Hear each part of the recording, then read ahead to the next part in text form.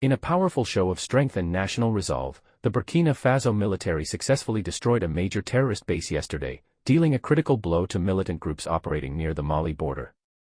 This decisive operation comes just days after a wave of violent attacks by insurgents, who were seen in widely circulated videos brazenly assaulting civilians and desecrating both the Burkinabè and Russian flags.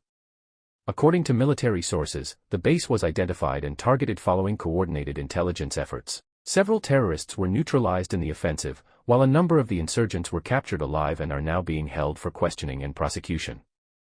"These are not freedom fighters, these are criminals and enemies of the state," said a military spokesperson. "We will continue to hunt down anyone threatening the safety and dignity of our people."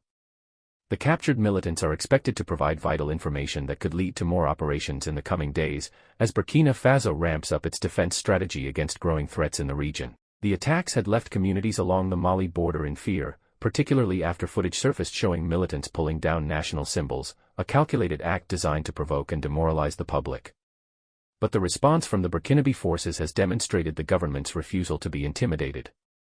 President Ibrahim Traoré, who has positioned himself as a strong defender of national sovereignty and a leading voice in Africa's anti-imperialist movement, has remained resolute in his stance. Despite growing foreign criticism, particularly from the West, he continues to champion homegrown solutions to security and governance.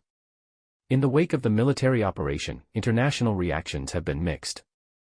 Human Rights Watch, HRW, recently accused the Burkinabè army of allegedly killing over 100 civilians during counter-terrorism operations. The organization's report, however, has been met with skepticism by many local observers and supporters of the government, who view it as yet another attempt by Western entities to undermine Traoré's administration. "This isn't about human rights, it's about control," said one activist in Ouagadougou. "For years, these foreign organizations were silent while our people were dying. Now that we are defending ourselves, they suddenly care."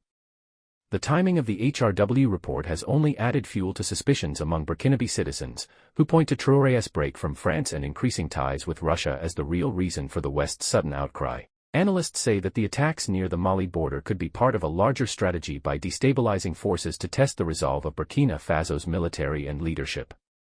But if yesterday's operation is any indication, the Traoré government is more determined than ever to secure the country, on its own terms.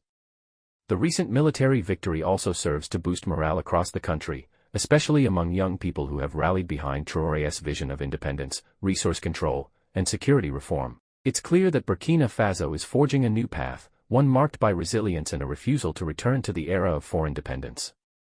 As the investigation into the captured militants continues and further security measures are implemented, Burkina Faso's message to insurgents and their backers is clear: this land is defended, and it is not for sale. Stay tuned for more updates. Don't forget to like, share, and subscribe for in-depth coverage.